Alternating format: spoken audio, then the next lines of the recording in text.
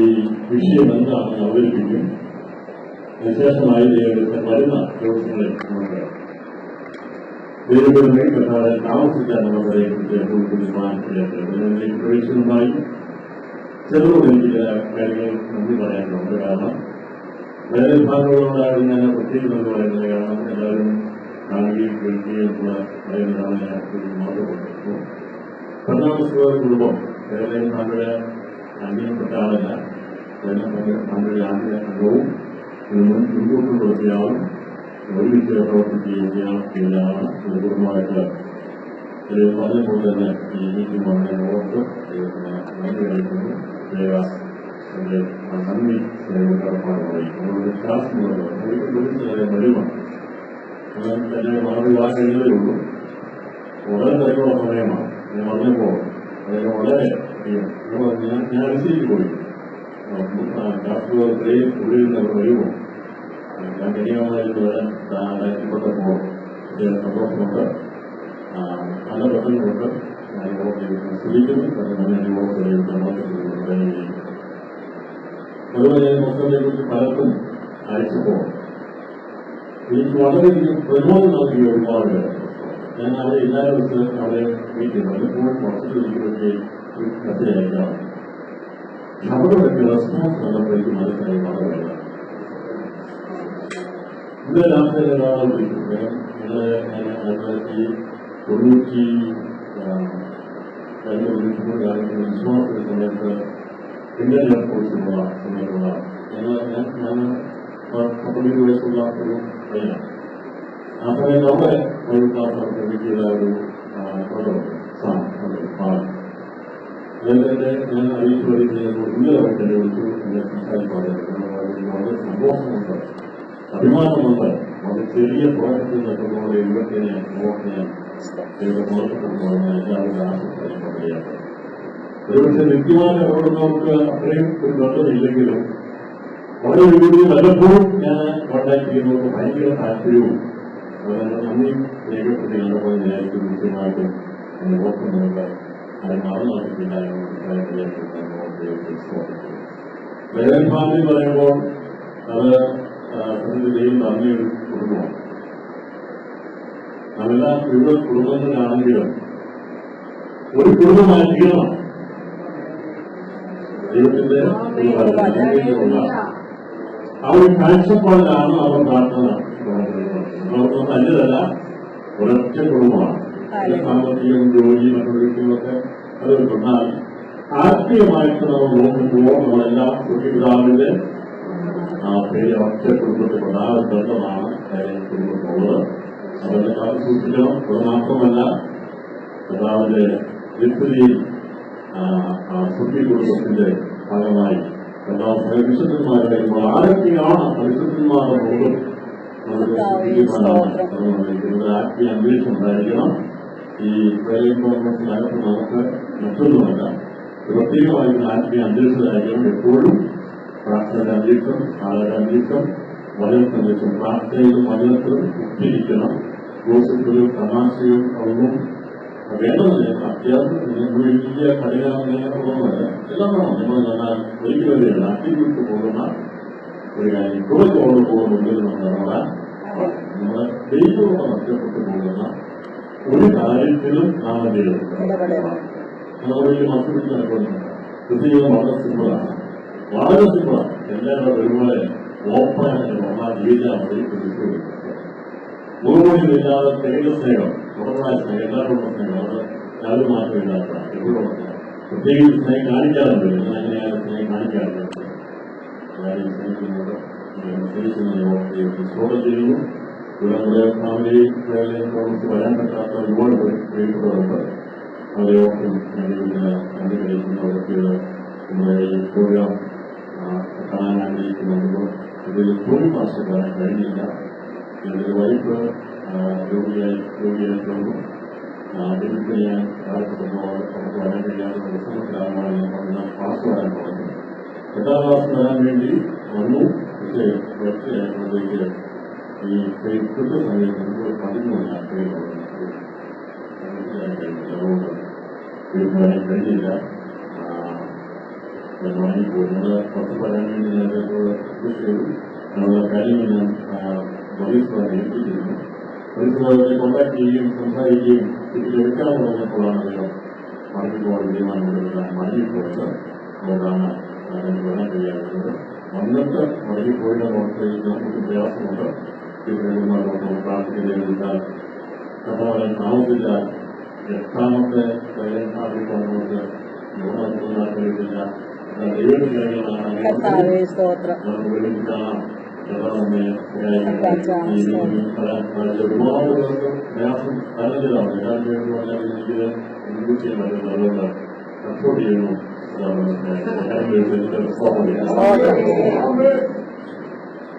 ദൈവത്തിന്റെ പ്രത്യക്ഷതകൾ,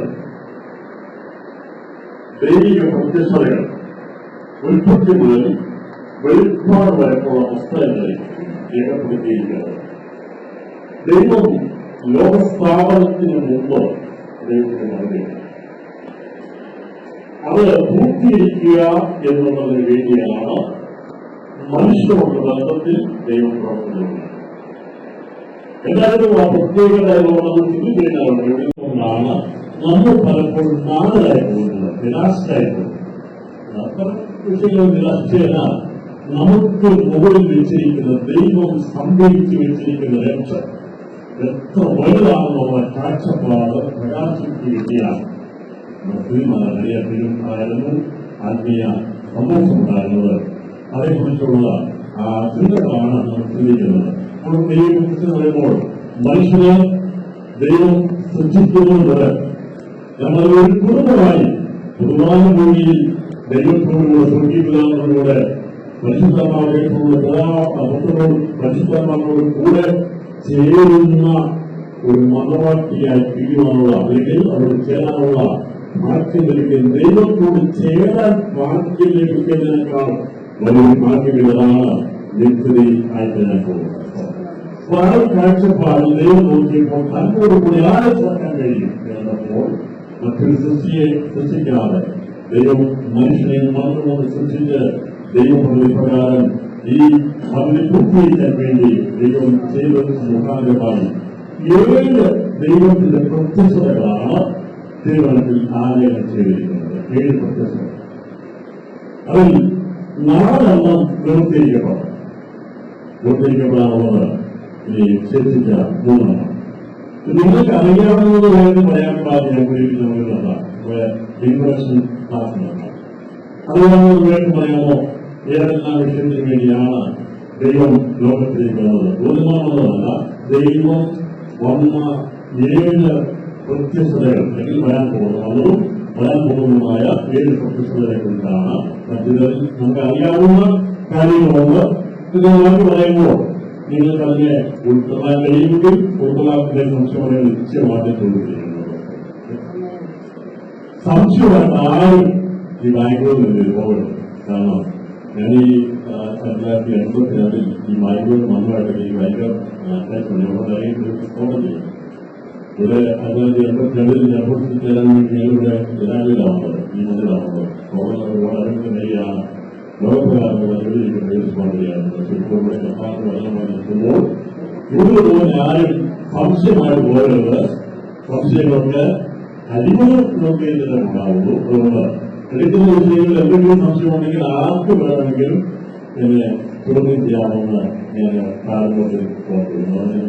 അറിയാൻ ഈ ആഹാരം പറയുമ്പോൾ നമ്മളതിനെ കുഴപ്പമില്ലാതെ പറയുന്നത് മോശമാണെന്നുള്ളത് മോശമാണ്, അതാണെങ്കിൽ നല്ലതാണ്.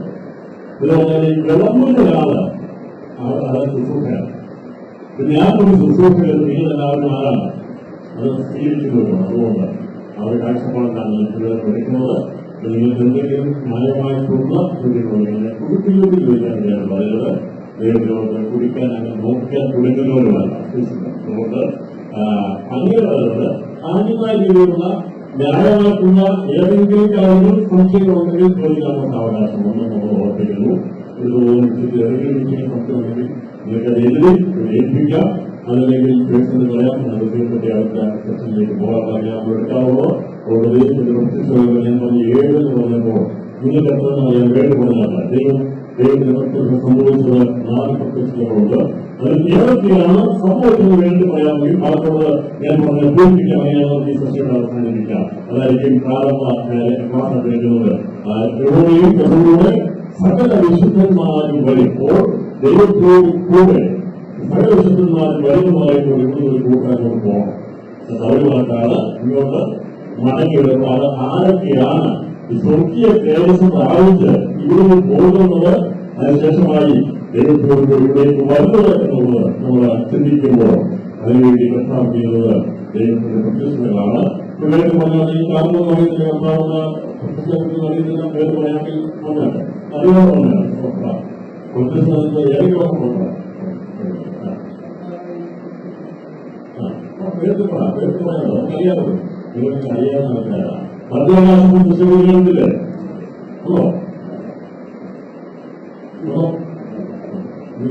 എല്ലാവർക്കും അറിയുന്നതും അറിയാവുന്നതുമായ കാര്യമാണ് കർത്താവിന്റെ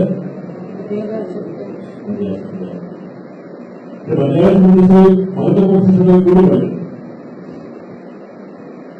മതപ്രതിഷ്ഠ എന്നുള്ളത് രണ്ടാമതാണ്. അപ്പം രണ്ടാമത്തെ അറിയാം. അതായത് മധ്യാകാശം മുമ്പ് കർത്താവ് അതാണ് ഒന്നാമത്തെ. ഇപ്പൊ 3 പ്രത്യക്ഷതകളെ കുറിച്ചാണ്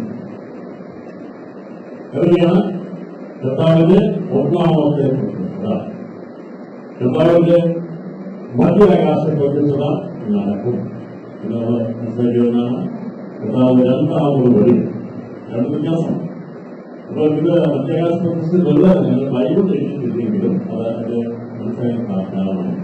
ഇവരായിട്ട് പറഞ്ഞത് പിന്നീട് തന്റെ പുത്രനെ ഭൂമിയിലേക്ക് അയക്കുമ്പോൾ ഭൂതന്മാരോട് നമസ്കരിക്കുകയാണ്. അപ്പോൾ കർത്താവിനെ പിന്നെയും ഭൂമിയിലേക്ക് അയക്കുന്നത് രണ്ടാമത്തെ പറയുന്നത്. ഇവരായിട്ട് തന്റെ ആദ്യത്തെ അതിനെ പിന്നെയും ഭൂതത്തിലേക്ക് അയക്കുമ്പോൾ സകല ഭൂതന്മാരോടെ നമസ്കരിക്കേണ്ടതാണ്. രണ്ടാമത്തെ പറയാം. അപ്പോൾ സകല ഭൂതന്മാരുമായി സകല വിശുദ്ധന്മാരുമായി കർത്താവ് രണ്ടാമത്തെ ആണ്. കർത്താവ് മധ്യാകാശത്തിൽ വരുന്നത്, സ്വർഗത്തിൽ ഇറങ്ങി വരുന്നത് സഭയെ ചേർത്ത് കൊണ്ടുപോകാൻ വേണ്ടിയാണ് കർത്താവ് മധ്യാകാശം. അപ്പോൾ ഒന്നാമത്തെ വരവ് രക്ഷിക്കാൻ വന്നു. രണ്ടാമത്തെ ഉദ്ദേശിക്കുന്നത് കർത്താവിന്റെ മധ്യാകാശ വരവാണ്. മൂന്നാമത് ഉദ്ദേശിക്കുന്നത് ഏതാണ്? ബാക്കി 4 അത് ആർക്കെങ്കിലും പറയാം. ഇതൊന്നും അറിയാമല്ലോ. 3 അറിയാതെ കാര്യങ്ങളുണ്ടാകും കഴിയും. 3 അറിയാതെ കാര്യമുണ്ട്. ഒന്നും അറിയില്ല. ഈ മധ്യാകാശത്തിലുള്ളവരുടെ പൂർവ്വമുള്ളവരുടെ നിങ്ങൾക്ക് ഈ 4 പറയാൻ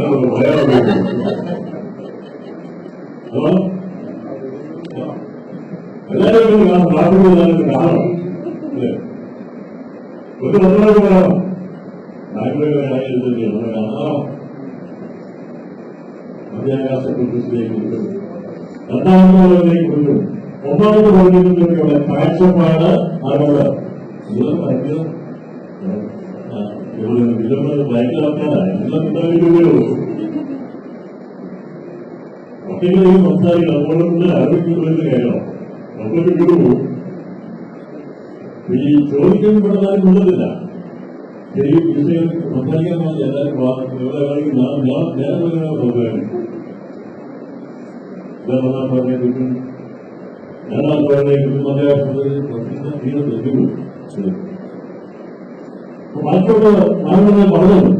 നാളെ ഏതാണെന്നുള്ളത് കഴിഞ്ഞ് പറയുമ്പോൾ നമ്മൾ സബ്ജക്റ്റ് മനസ്സിലാക്കും. അപ്പോൾ അത് മനസ്സിലാക്കാൻ വേണ്ടി ദൈവം തന്നിരിക്കുന്ന കാഴ്ചപ്പാടിൽ ഞാൻ പഠിപ്പിക്കുമ്പോൾ ദൈവം ഒത്തിരി ആ കാര്യങ്ങൾ ഒരിക്കലും മനസ്സിലാക്കുന്നതനുസരിച്ച് അതിന്റെ വ്യാപ്തി കൂടാതെ ദിവസം ഞാൻ ആളുകളുടെ കാര്യം. പക്ഷെ എനിക്ക് മനസ്സിലായി അന്ന് എഴുതിയിരുന്നെങ്കിൽ ഇതിനകത്ത് 5 കാണാൻ പറയുള്ളൂ. അത് കാണുന്നില്ല. ദൈവം താമസിപ്പിക്കുന്നതിനൊരു ഉദ്ദേശമാണ്. ദൈവം പ്രത്യക്ഷങ്ങൾ മറ്റും എഴുതാൻ വേണ്ടി ക്ലാസ് കേട്ടത്, പള്ളിയിൽ പോയി ക്ലാസ് കേട്ടത്. അതിന് 5 പ്രത്യക്ഷങ്ങളിലാണ് പഠിക്കുന്നത്. ഒന്ന് സൃഷ്ടിപ്പാൻ വേണ്ടി, രക്ഷിപ്പാൻ വേണ്ടി, ചേർക്കാൻ വേണ്ടി, വാഴുവാൻ വേണ്ടി, ഒഴിവാക്കാൻ വേണ്ടിയുള്ള വിഷയമാണ് പഠിക്കുന്നത്. അപ്പോൾ സൃഷ്ടിക്കാൻ വേണ്ടി വന്നു. അപ്പോൾ ലോകസ്ഥാപനത്തിന് മുമ്പ് ദൈവം പ്ലാൻ ചെയ്തതനുസരിച്ച് മനുഷ്യനെ തന്റെ സ്വരൂപത്തിൽ സൃഷ്ടിക്കാൻ വേണ്ടി യേശു ഉൾപ്പെടെ ദൈവത്തിനും വചനമായിരിക്കും ദൈവത്തിൽ ഭൂമിയിൽ ഇറങ്ങി വന്നത്. എന്തിനു വേണ്ടിയാണ് ദൈവം ഭൂമിയിൽ വന്നത്? എന്തുകൊണ്ട് വന്നത്? നക്ഷത്രങ്ങളെ സൃഷ്ടിക്കാനല്ല, സമ്പത്തെ സൃഷ്ടിക്കാനല്ല, എന്ത് സൃഷ്ടിക്കാനല്ല. അതിനുവേണ്ടി വന്നത് ഒരിക്കലുള്ളൂ ഒരു മധ്യഭാഗത്തേക്ക് ഇറങ്ങി വന്നു എന്നുള്ള ദേശീയമാണ്. സ്ഥലത്തിന് വളരെ പിടിയുള്ളൂ. സത്യം പറയുന്ന സ്ഥലം അത് വേണമെന്നില്ല. കാരണം ദൈവം മനുഷ്യനെ മെനയാൻ വേണ്ടി എടുത്ത മണ്ണ് ദേശീയമാണ്. അവിടെയാണ് ലോക സംഭവങ്ങൾ മുഴുവൻ അറിയുന്നത്. രക്ഷ ഇന്നത്തെ രണ്ടാമത്തെ എല്ലാ കാര്യങ്ങളും മരണപരമായി പോകുമ്പോൾ കേന്ദ്ര ബിന്ദു പ്രാണത്തെ കുറിച്ച് പഠിപ്പിക്കാൻ അത് മനസ്സിലായതിനാണ് നമ്മുടെ ക്ലാസ് എടുക്കുന്നത്. അപ്പോൾ കർത്താവ് വന്നത് ഒന്നാമത്തെ കുറിച്ച് പറയുമ്പോൾ പുതുനിയമത്തിലാണ് പോകുന്നത്. എന്നാൽ മുൻപത്തെ പുസ്തകത്തിൽ നാം പഠിക്കുമ്പോൾ ദൈവം ഭൂമിയിൽ വന്നത് അറിയാം. ക്ലാസ്സുകൾ എടുക്കുന്നതായിരിക്കും. കർത്താവ് വന്നതിന് വേണ്ടിയാണ് നമ്മെ സൃഷ്ടിക്കാൻ വേണ്ടി ദൈവം ലോകത്തിൽ വന്നു, ഭൂമിയിൽ വന്നു. മനുഷ്യനെ സൃഷ്ടിക്കാൻ ദൈവം മണ്ണെടുക്കാൻ വേണ്ടി അവരുടെ സ്വരൂപത്തിൽ സദസ്യത്തിൽ സൃഷ്ടിച്ചവരുടെ മൂക്കിൽ ജീവശ്വാസം മൂടാൻ വേണ്ടി യേശു കർത്താവ് ദൈവം വചനമായിരിക്കുന്ന പിതാവും പുത്രനും പരിശുദ്ധാത്മാവും കൂടി ഭൂമിയിൽ ഇറങ്ങി വന്നതാണ് പ്രാരംഭമായി വന്നത്. പറയാൻ സാധിക്കുന്നത് അതായത്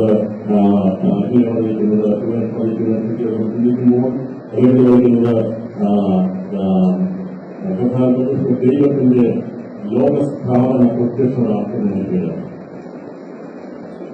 ദൈവത്തിന്റെ ലോകസ്ഥാപന പ്രത്യക്ഷ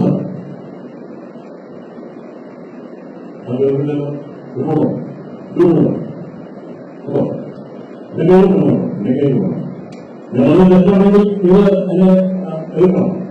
അപ്പോൾ ലോകസ്ഥാപനത്തിന്റെ പ്രത്യക്ഷതയ്ക്ക് വേണ്ടി ലോകം എന്ന് പറയുമ്പോൾ മനുഷ്യനെ കുറിച്ചാണ് പറയുന്നത്. മനുഷ്യനെ സൃഷ്ടിക്കാൻ ദൈവം പ്രപഞ്ചത്തെ സൃഷ്ടിച്ചു. വിശേഷമായി ലോകസ്ഥാപനത്തിന്റെ പ്രത്യക്ഷതയ്ക്കായി മനുഷ്യനെ സൃഷ്ടിക്കാൻ വേണ്ടി വന്നതാണ്. കാലത്തോളം അതിനാണ് ഒന്നാമതായി പറഞ്ഞിരിക്കുന്നത് ദൈവത്തിന്റെ ലോകസ്ഥാപന പ്രത്യക്ഷത. ഒന്നാമത്തെ കാര്യം ദൈവത്തിന്റെ ലോകസ്ഥാപന പ്രത്യക്ഷത. അതിനെക്കൊണ്ട് പരത്തിൽ സൃഷ്ടിച്ചിട്ട് ദൈവം ഭൂമിയിൽ മനുഷ്യനെ സൃഷ്ടിക്കാൻ വേണ്ടി വന്നതിനെയാണ് ദൈവത്തിന്റെ ലോക സ്ഥാപന പ്രത്യക്ഷത എന്ന് പറയുന്നത്. അതിനുശേഷമായ എല്ലാവരും ഒന്നാം ഭാഗം പുതിയ ദിവസത്തിന്റെ ഒപ്പം വരുന്ന ഒന്നാം അധ്യായം മുതൽ ഒന്നാം അധ്യായം മുതൽ മലാഖിയുടെ പ്രവചനം വരെ ആ ബന്ധപ്പെട്ട് കളക്ട് ചെയ്യാം.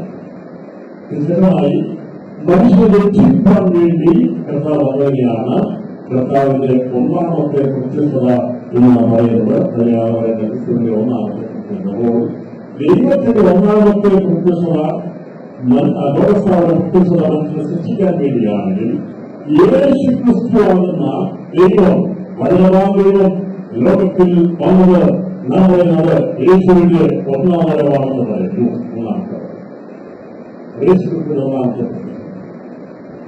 എന്നാൽ യേശു ക്രിസ്തു വന്ന ശേഷം ഈ ഒരു പ്രത്യേക വ്യത്യസ്തത ഉണ്ടാകാനായിട്ട് അറിയാം. എന്നാൽ മറ്റൊരു കാര്യം പോകുമ്പോൾ കഥാപാത്രത്തിൽ വന്ന് സൃഷ്ടിപ്പാൻ വേണ്ടി വന്നു. നമുക്ക് സൃഷ്ടിപ്പാൻ വേണ്ടി വന്നു. രണ്ട് കഥ വന്നത് രക്ഷിക്കാൻ വേണ്ടി ലോകത്തിൽ വന്നു. ഞാൻ അത് ആ രക്ഷയുടെ പ്രവൃത്തി കുരിശിൽ തികച്ച ശേഷമായി കർത്താവ് രക്ഷിക്കുന്നതറിയാം. അത് യേശു ക്രിസ്തുവിന്റെ പുനരുത്ഥാന പ്രത്യക്ഷതയാണ്. ഇത് നമുക്ക് പറഞ്ഞിരിക്കുന്നതാണ്. അപ്പോൾ ജഗത്തിൽ വന്ന നമ്മെപ്പോലൊരു മനുഷ്യനായിട്ട് ദൈവത്തിന്റെ മരണാനന്തര കർത്താവിന്റെ പുനരുത്ഥാനത്തെ പ്രത്യക്ഷത അറിഞ്ഞത്. കർത്താവ് നമ്മെപ്പോലെ ഭൂമിയിൽ ജനിച്ചിട്ട് അവരെയും മരിച്ചു, അടക്കപ്പെട്ടു, ഉയർത്തിയെഴുന്നേറ്റു. അവൻ ജയിക്കാനായി വന്നുവെന്ന് തെളിയിച്ചുകൊണ്ട് അവൻ ജയാളിയായി ഉയർത്തിയെഴുന്നേറ്റ് സ്വർഗത്തിലേക്ക് കരയിൽ പോയി മടങ്ങി വന്നതിനെയാണ് പുനരുത്ഥാന പ്രത്യക്ഷമായിരുന്നു. യേശു ക്രിസ്തുവിന്റെ പുനരുത്ഥാന പ്രത്യക്ഷത അത് എനിക്കറിയാം. ആരും പഠിപ്പിച്ചിട്ടുണ്ട്. മനസ്സിലാക്കിയത് ശിക്ഷിക്കാൻ വേണ്ടി വന്നത്, മനസ്സിലാക്കിയത് രക്ഷിക്കാൻ വേണ്ടി വന്നത്, മൂന്നാമത് കാണുന്ന ജയിക്കാൻ വേണ്ടി വന്ന കർത്താവിന്റെ പുനരുത്ഥാന പ്രത്യക്ഷത. അപ്പോൾ ആ പുനരുത്ഥാനത്താണ് ജനത്തിൽ വന്ന ക്രിസ്തു അവരുടെ രക്തം മുഴുവൻ ഊറ്റിയിട്ട് നമ്മളെ സമ്പാദിക്കാൻ വേണ്ടി ഊർജിക്കുന്ന ശേഷമായി ആ രക്തം പിതാവിന്റെ സന്നിധിയിൽ സമർപ്പിച്ചിട്ട് അവൻ മടങ്ങി വന്നതിനെയാണ് പുനരുത്ഥാന പ്രത്യക്ഷത എന്ന് പറയുന്നത്. അപ്പോ ഈ വിഷയം ഇന്ന് മനസ്സിലാക്കുന്നത് അതിനുശേഷമായ എല്ലാ പ്രക്രിയയാണ്. കർത്താവ് വന്നത്, ദൈവം വന്നത് 50-ാം ദിവസം പെന്തക്കോസ്ത് നാളിൽ ദൈവത്തിൽ വന്നു ധന്യവാൻ വേണ്ടി വന്നു. അതായത് പരിശുദ്ധാത്മാവിന്റെ പ്രത്യക്ഷതയാണ് ദൈവത്തിന്റെ പ്രത്യക്ഷതയാണ്. അപ്പോ മനസ്സിലാക്കിയത് പറയാമോ? യേശുക്രിസ്തുവിന്റെ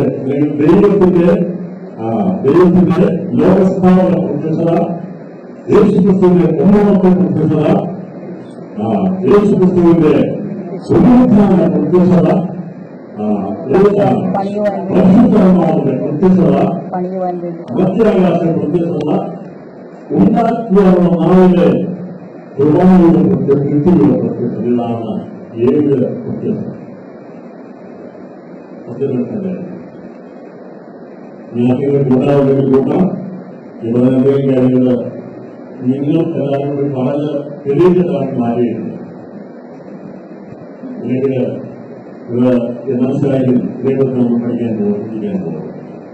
ദൈവത്തിന്റെ ലോകസ്ഥാപന പ്രത്യക്ഷത അതിനെ വേണ്ടത് പോകും. അറിയാവുന്നതായതുകൊണ്ട് യേശു ഒന്നാമത്തെ പ്രത്യക്ഷയെക്കുറിച്ചും അറിയാവുന്നതായതുകൊണ്ട് അതേക്കുറിച്ച് അതേ സമയം എടുക്കാൻ താല്പര്യപ്പെടുന്നില്ല. പരിശുദ്ധാത്മാവിന്റെ പ്രത്യക്ഷത അവർക്ക് മനസ്സിലാക്കിയില്ലെങ്കിലും ദൈവത്തിന്റെ പ്രത്യക്ഷതയാണ് എനിക്കേണ്ടതും പഠിപ്പിക്കേണ്ടതും ഈ കാലഘട്ടത്തിന്റെ ആവശ്യമായതുകൊണ്ടാണ് ദൈവത്തിൽ ഉൾപ്പെടുന്നത്.